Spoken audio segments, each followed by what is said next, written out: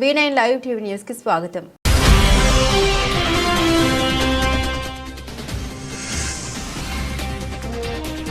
కొండ సురేఖ వ్యాఖ్యలను తప్పుపట్టిన పోసాని కృష్ణమురళి.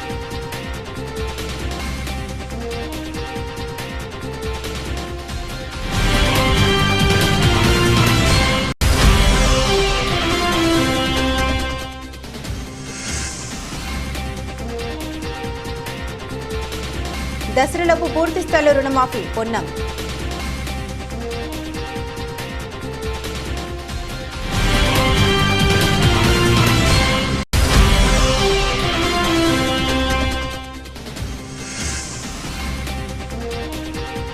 పీఎం కిసాన్ నిధులు విడుదల చేసిన మోదీ.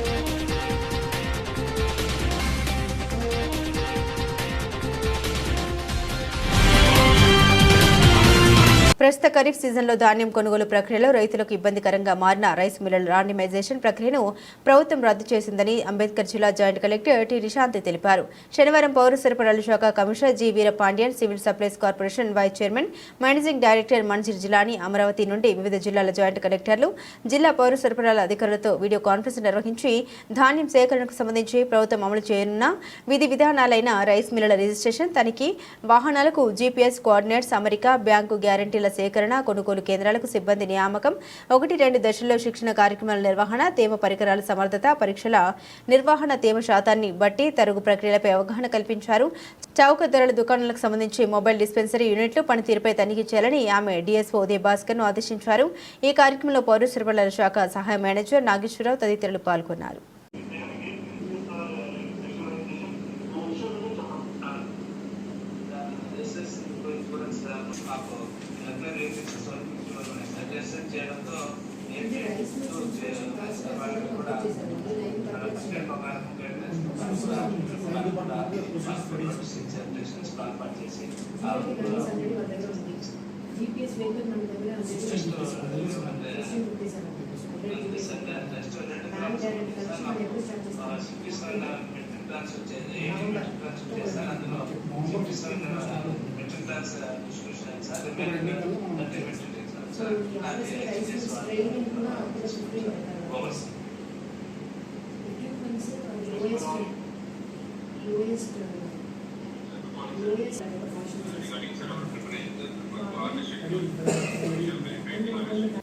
రాష్ట్ర ప్రభుత్వం ఈ నెల 15వ తేదీ నుండి పూర్తి స్థాయిలో ఇసుక ర్యాంపుల నుండి తవ్వకాలు నిర్వహించాలన్న సూచన మేరకు ఇసుక ర్యాంపులను పరిశీలించడం జరుగుతుందని అంబేద్కర్ జిల్లా కలెక్టర్ ఆర్ మహేష్ కుమార్ తెలిపారు.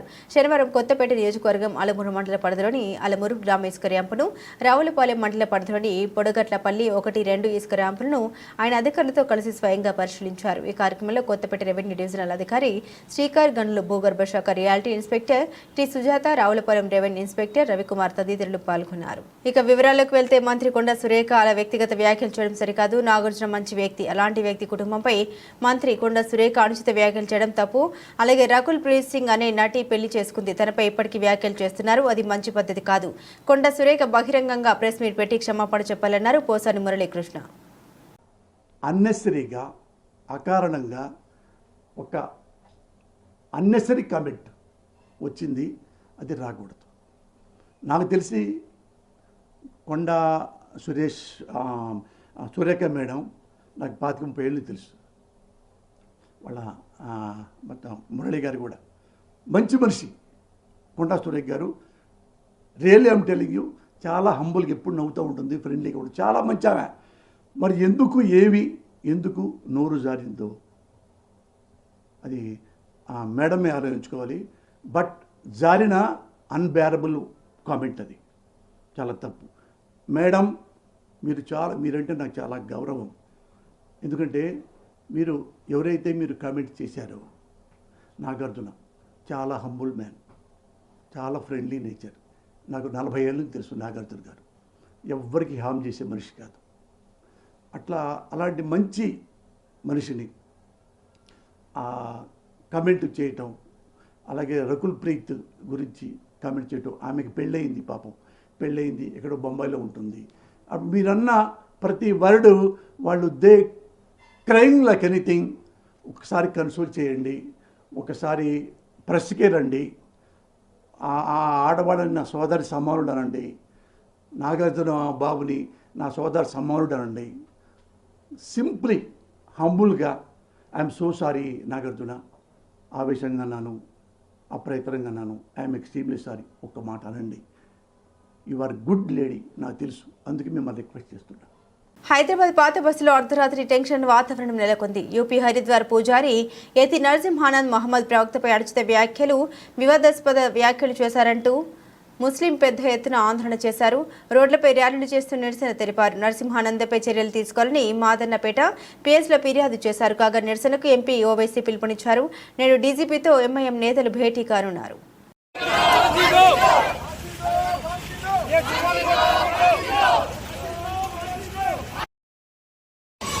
और उसको पनिशमेंट देना, ये पहली बार नहीं है, हमेशा से ये फर्स्ट टाइम नहीं है इसका, हमेशा से ये ऐसे हमारा ईमान है, हमारी हम कुर्बान, हमारी औलाद कुर्बान, ये इन्हें हमेशा ये ऐसे दलील अफवाहें बातें कर रहा है। सुअर को फांसी दो, ये सुअर को फांसी दो, हम कानून से इंसाफ चाहते हैं।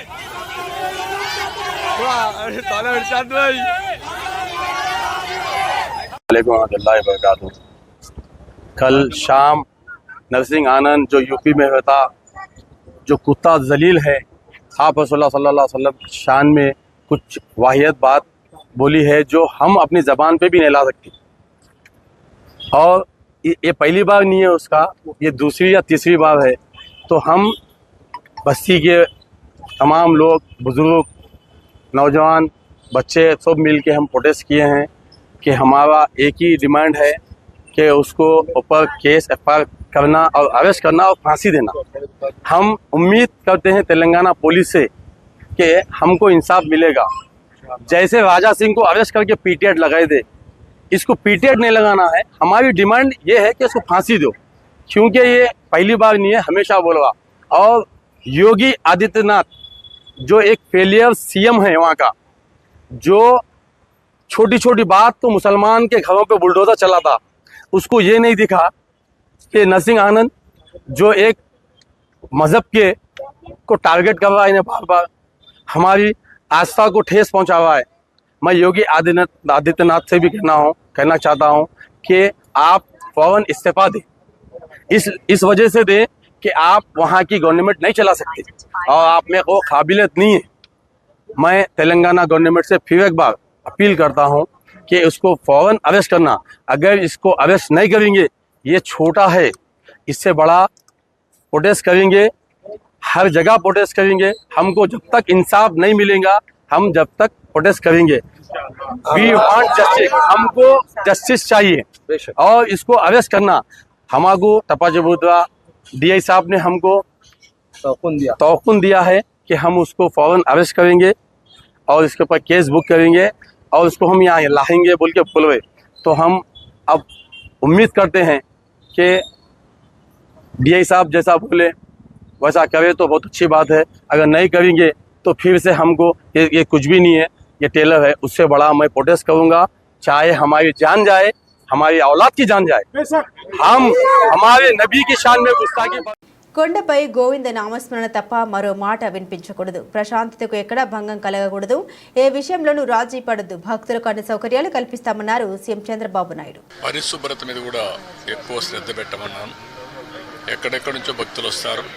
భక్తులు వచ్చినప్పుడు వాళ్ళకు కావాల్సింది వెంకటేశ్వర స్వామి నామం తప్ప ఇంకొకటి మాట్లాడే పరిస్థితి లేకుండా వాళ్ళు అన్ని విధాలు ఒక ప్రశాంతమైనటువంటి ఒక దివ్య క్షేత్రంగా ఇది ఎప్పటికప్పుడు ఉండాల్సిన అవసరం ఉంది. సజెషన్స్ ఇచ్చాం. అదే మరి ఇక్కడ ఫుడ్ కూడా ఏదో ఫ్యాన్సీ ఫుడ్లే కాకుండా ఇక్కడుండే భక్తుల మనోభావాలకు అనుకూలంగా, ఇక్కడ మన సాంప్రదాయాలకు అనుకూలంగా ఉంటే.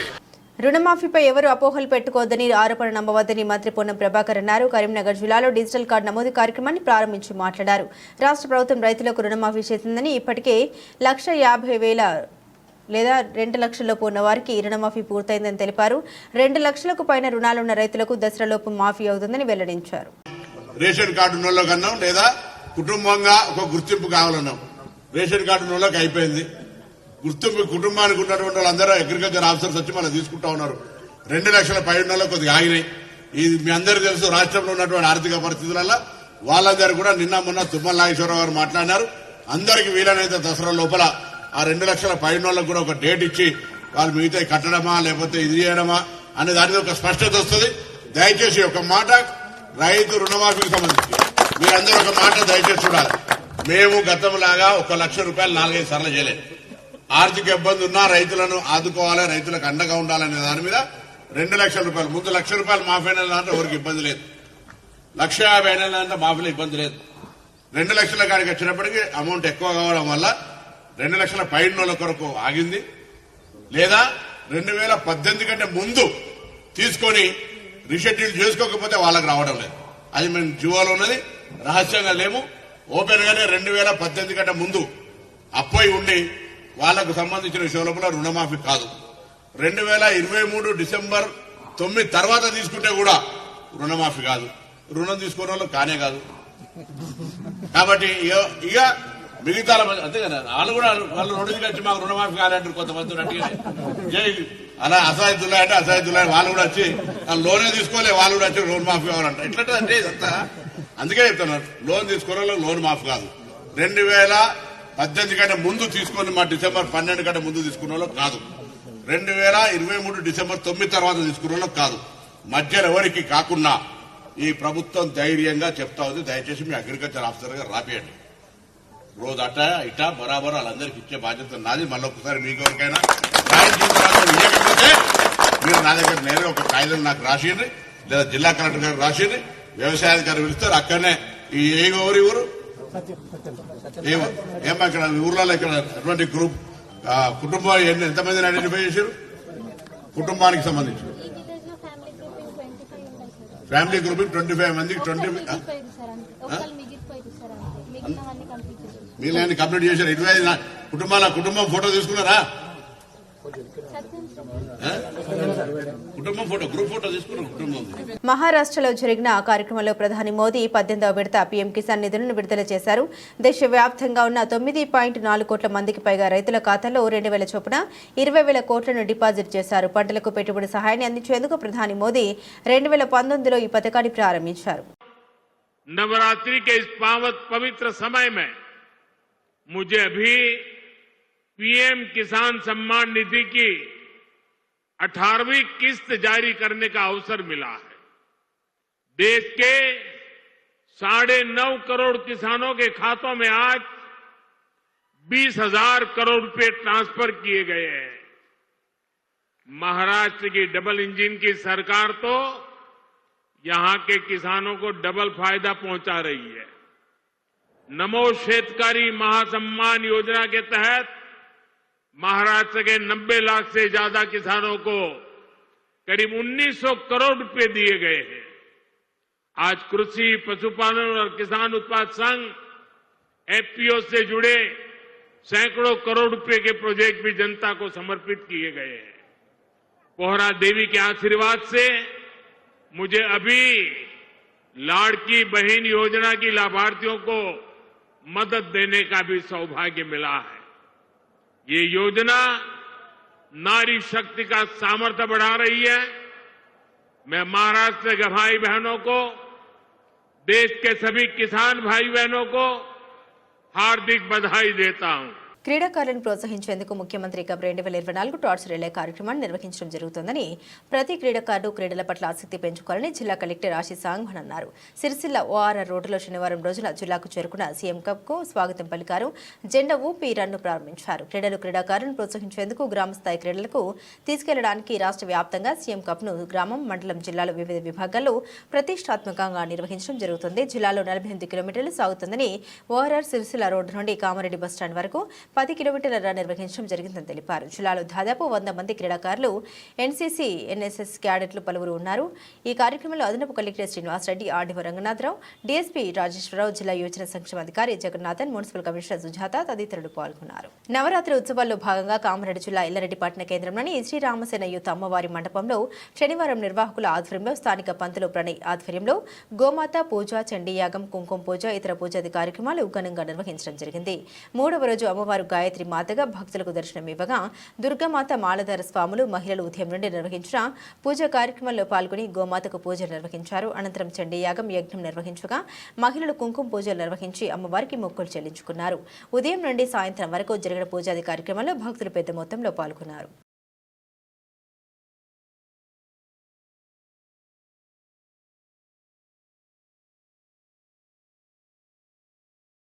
ओम केशवाय कृष्णवे नमः, मधुसूदनाय पद्मनाभाय नमः, दामोदराय नमः, शंकरजनाय नमः, वासुदेवाय नमः, प्रद्युम्नाय नमः, अनिरुद्धाय नमः, पुरुषोत्तमाय नमः, अरोक्षजाय नमः, नारसिंहाय नमः, अच्युताय नमः, जनार्दनाय नमः, उपेन्द्राय नमः, हरये नमः, श्रीकृष्णाय नमः, श्रीकृष्णपरब्रह्मणे नमो नमः. अक्षंतలు తీసుకోండి. మరి ఇంకోసారి అందరూ అక్షంతలు తీసుకోండి. पूर्वोक्तेवं विजयधर्मयेत्थायां शोभरितो पूर्वसङ्कल्पप्रकारेण कुङ्कुमार्चना विलेपना देवी अहं करिष्ये. ఈ ముంగట ఉన్న కలశానికి పూజ చేయాలి. కలశానికి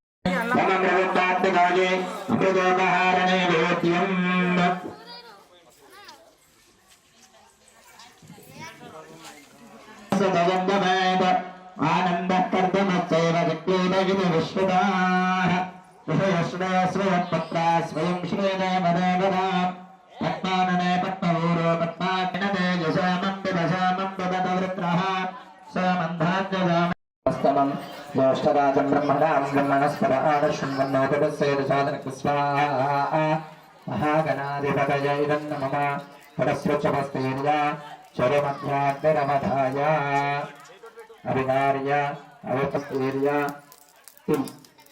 चरमध्याग्निरवधाय अभिनार्य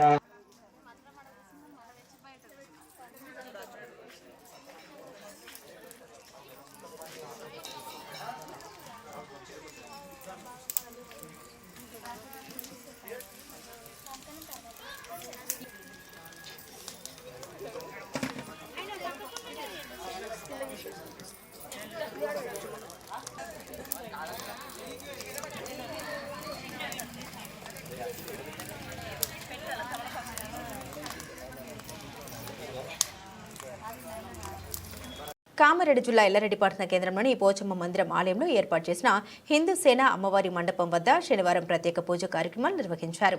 మండపంలో అమ్మవారు 3వ రోజు అన్నపూర్ణాదేవిగా భక్తులకు దర్శనమిచ్చారు. సిద్ధు పంతులు ఆధ్వర్యంలో యజ్ఞం నిర్వహించగా దుర్గామాత మాలధర స్వాములు మరియు మహిళలు పాల్గొన్నారు. ఈ సందర్భంగా స్థానిక డీఎస్పీ శ్రీనివాసులు, ఎస్ఐ బోజా మహేష్లు అమ్మవారికి ప్రత్యేక పూజలు నిర్వహించారు. అనంతరం అన్నదాన కార్యక్రమం నిర్వహించగా దుర్గామాత మాలధర స్వాములు ప్రజలు భారీగా పాల్గొన్నారు. అమ్మవారి తీర్థ ప్రసాదాలను స్వీకరించారు.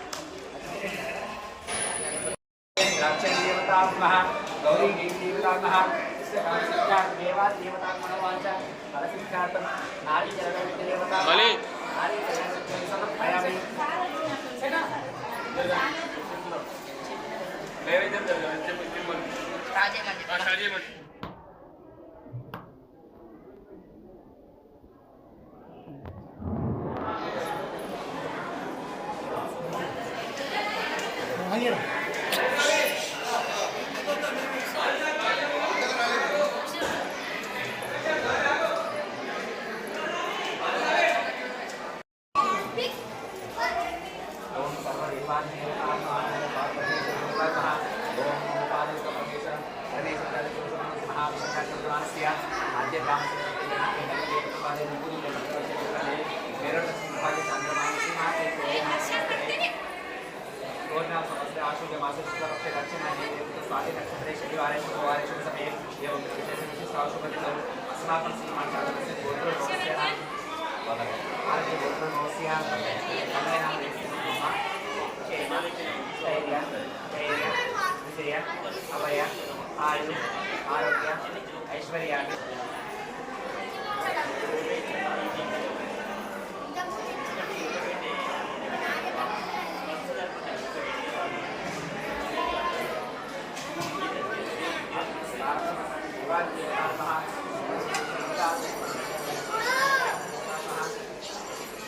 ఎల్లారెడ్డి మండలంలోని తిమ్మారెడ్డి గ్రామ శివార్లో గల కళ్యాణి ప్రాజెక్టులోకి శనివారం ఉదయం కురిసిన భారీ వర్షానికి 150 క్యూసెక్ల వరద నీరు రావడంతో 3 గేట్లు ఎత్తి నీటిని దిగువన మంచిరాలోకి విడుదల చేస్తూ ఉన్నట్లు ప్రాజెక్టు ఏఈ శివప్రసాద్ తెలిపారు. శుక్రవారం రాత్రి శనివారం ఉదయం కురిసిన భారీ వర్షానికి సైతం ప్రాజెక్టులోకి ఎగువ ప్రాంతం నుండి 150 క్యూసెక్ల వరద నీరు వచ్చి చేరడంతో దిగువన మంచిరా నదిలో అంతే మొత్తంలో 150 క్యూసెక్ల నీటిని విడుదల చేస్తున్నారు. ప్రాజెక్టు పూర్తిస్థాయి నీటి మట్టం 409.50 మీటర్లు కాగా 408.0 మీటర్ల నీటి నిల్వ ఉంచుతూ అధికంగా వస్తున్న వరద నీటిని దిగువకు వదిలారు. కళ్యాణి ప్రాజెక్టు నిండుకుంటలా జలకలను సంతరించుకోవడంతో అడుగంటిన బోరు బావులు ఇదివరకే కురిసిన భారీ వర్షాలకు నీరు సమృద్ధిగా రావడంతో అన్నదాతలు హర్షం వ్యక్తం చేస్తున్నారు.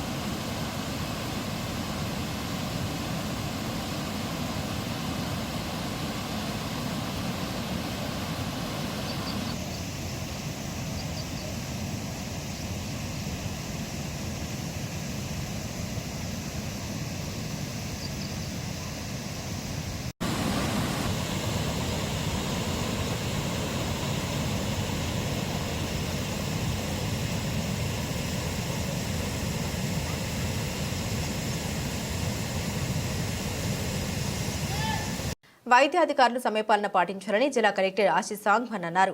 శనివారం రోజున ప్రభుత్వ జనరల్ ఆసుపత్రిని కలెక్టర్ ఆకస్మిక తనిఖీ చేశారు. ఆసుపత్రిలో డాక్టర్ల హాజరు రిజిస్టర్లను కలెక్టర్ పరిశీలించారు. ఉదయం 9:45 వరకు కూడా పలువురు వైద్యులు ఆసుపత్రి విధులకు హాజరు కాకపోవడాన్ని కలెక్టర్ పరిశీలించారు. కలెక్టర్ వెంట అదనపు కలెక్టర్ శ్రీనివాసరెడ్డి, ఆర్డీఓ రంగనాథరావు, తహసీల్దార్ జనార్దన్ ఉన్నారు.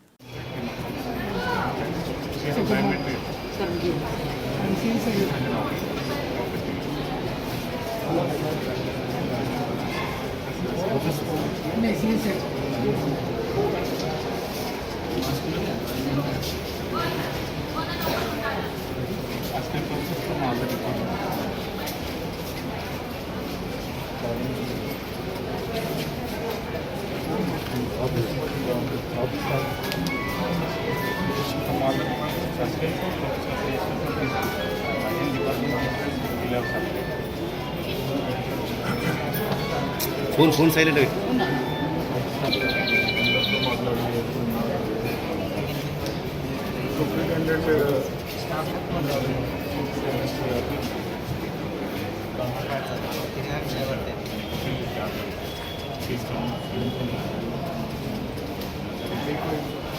గోల్డ్ షాప్ అసోసియేషన్ సభ్యులకు కీలక సూచన చేశారు పోలీసులు. ఒక చిన్న దొంగతనం జీవితకాలం కష్టపడి సంపాదించిన సొమ్మును దోచేసి జీవితాలు రోడ్డుపై పడతాయని ప్రతి ఒక్కరూ కట్టుదిట్టమైన భద్రత నడుమ బంగారు వ్యాపారం చేసుకోవాలని నంద్యాల 1వ పట్టణ CI Sudhakar Reddy, special crime party CI Suresh కుమార్లు బంగారు షాపు నిర్వాహకులకు సూచించారు. నంద్యాల పట్టణంలోని గోల్డ్ షాప్ యజమానులతో 1వ పట్టణ సీఐ సుధాకర్ రెడ్డి బంగారు షాపుల నిర్వహణపై సమీక్ష సమావేశం నిర్వహించారు. ఈ సందర్భంగా వారు మాట్లాడారు. బంగారు షాపులకు సీసీటీవీతో పాటుగా కట్టుదిట్టమైన భద్రతను ఏర్పాటు చేసుకోవాలని, ముఖ్యంగా ఎగ్జిట్ ఎంట్రీల్లో తప్పనిసరిగా సీసీటీవీలను అమర్చుకోవాలని సూచించారు.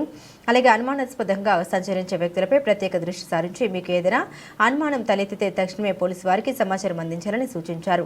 ఒక చిన్న నిర్లక్ష్యం జీవితాన్ని చిన్నభిన్నం చేస్తుంది కాబట్టి ప్రతి ఒక్కరు బంగారు షాప్ యజమాని పోలీసు వారు సూచన తప్పక పాటించాలని కోరారు. ముఖ్యంగా దసరా సెలవులు, నవరాత్రుల సందర్భంగా బంగారం కొనుగోలు ఎక్కువగా ఉంటుంది కాబట్టి తప్పనిసరిగా ప్రతి కొనుగోలుదారుడు యొక్క వివరాల్ని నమోదు చేసుకోవాలని, అనుమానంగా వ్యక్తుల సంచారంపై తమ దృష్టికి తీసుకొని రావాలని ఈ సందర్భంగా వారు వారికి సూచించారు.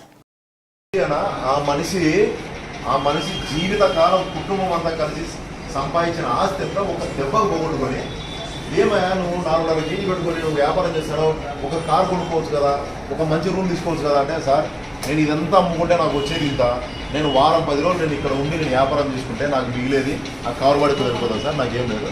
ఈ దెబ్బకు నేను మొత్తం ఇంతవరకు జీవితాంతం నేను కష్టపడి సంపాదించుకునేదంతా అంతా అయిపోయింది సార్. మళ్ళీ నేను ఇప్పుడు మళ్ళీ జీరో నుండి స్టార్ట్ చేస్తుంది సార్, అంతా నా జీవితం నాశనం అయిపోయింది సార్ అంటారు. ఇప్పుడు ఎప్పుడు సంపాదన 4.5 కేజీ బంగారం అంటే మాటలు అదేమన్నా నేను చెప్తాను. మీరందరూ 30-40 గురించి దయచేసి ఆలోచించుకున్నా. మంచి cameras, maintenance, monthly maintenance, Madras అలా దయచేసి ఇమీడియట్ ఇద్దరు ప్రాంతం పెట్టించుకోండి అన్న. కేసులు రికవరీలు ఏం సెకండరీ అన్న. మీరు మీ కష్టం అంతా మీరు కష్టపడే కదా సంపాదించుకుంటారు.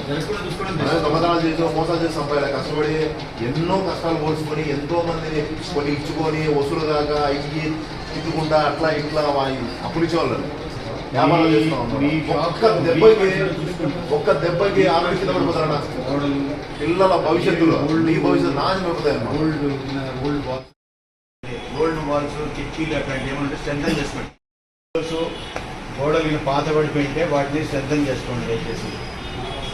మీరు కూడా ఈ సీజన్ అంతా కొంచెం ఏమైనా నైట్ పంపిస్తాను. మనం ఎందుకు పెట్టుకున్నాం? మన షాప్ సెక్యూరిటీ పెట్టుకున్నాం.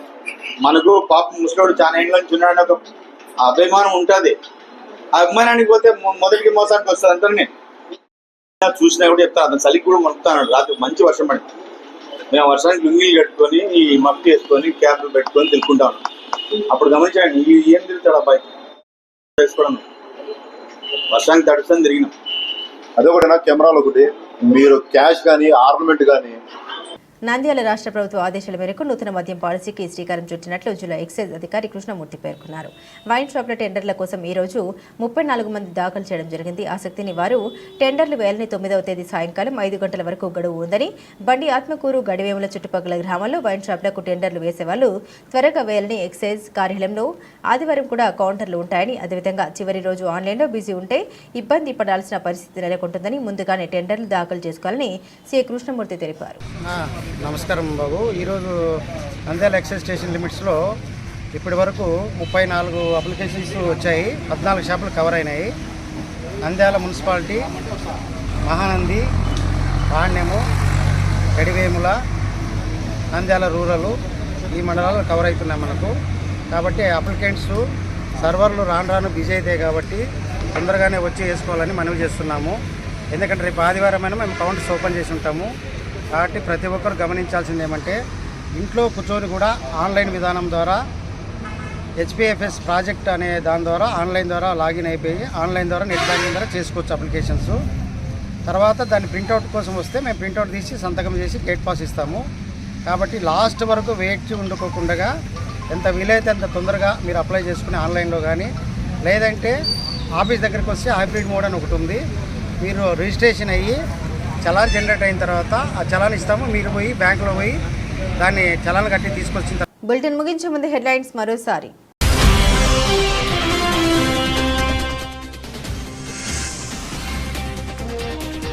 కొండ సురేఖ వ్యాఖ్యలను తప్పుపట్టిన పోసాని కృష్ణమురళి.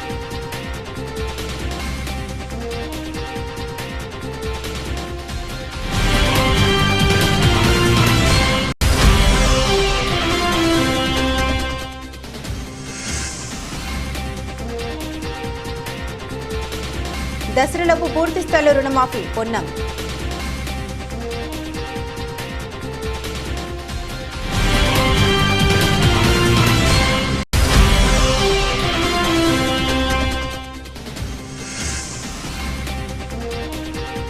పీఎం కిసాన్ నిధులు విడుదల చేసిన మోదీ.